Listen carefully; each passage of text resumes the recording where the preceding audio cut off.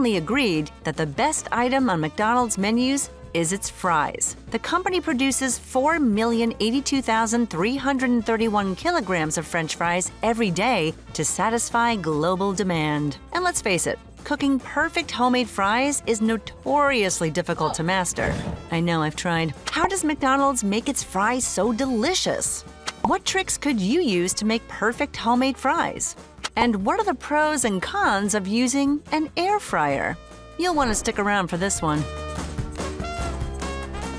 McDonald's fries have that perfect combination of a crackly exterior with a pillowy interior, and it all starts with the potatoes. McDonald's uses 4 types of russet potatoes. The best one for frying is called the russet Burbank. To achieve that iconic French fry shape, factory workers use potato cutting machines that shoot the spuds through pressurized jets of water at speeds up to 113 kilometers per hour. So they're kind of like giant wood chippers. Next, the fries get doused in a chemical bath. Dextrose gives them that consistent golden color, and sodium pyrophosphate prevents them from turning gray. Don't freak out just yet about eating the chemicals in your French fries. True, dextrose isn't great for you. The sweetener comes from corn and increases your blood sugar. But sodium pyrophosphate lowers a type of carcinogen that potatoes release when they're fried. So that's good. Next, McDonald's factory workers pre-cook the fries for safety. They also add a natural beef flavor to the fries, but it isn't made from beef. It's a mix of hydrolyzed wheat and hydrolyzed milk.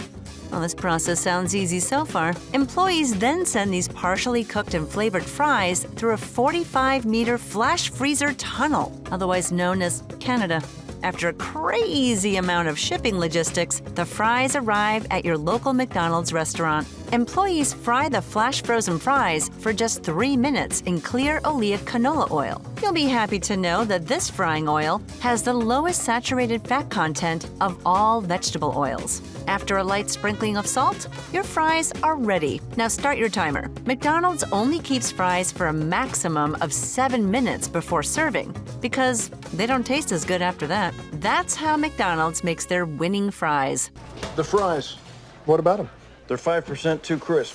So what can you use from that process to make perfect homemade fries? Well, you'll want to use russet potatoes. They're denser and have less moisture, which are perfect for frying. You'll also need consistent pieces. The best dimensions are 6 millimeters thick and up to 10 centimeters long.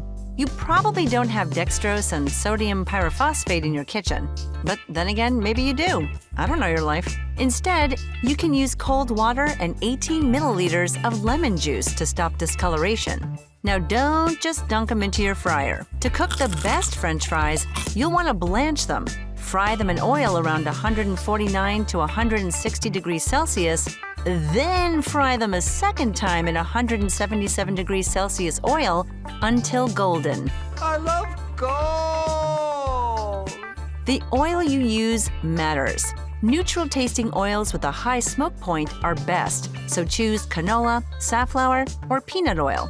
Personally, I prefer sunflower oil. If you really want to add some flavor, you could fry your potatoes in duck fat. That's getting decadent. But what if you want healthier French fries? Air fryers have become popular alternatives to traditional oil fryers. But does an air-fried French fry really taste as good? Well, you will still achieve the crispy edges and fluffy inside, but your French fries won't have that delicious deep-fried taste. If you're looking for that classic fry taste, you'd have better luck buying frozen fries and cooking them in an air fryer. But whatever you do, don't use the oven. There are many types of delicious baked potato dishes, but French fries isn't one of them.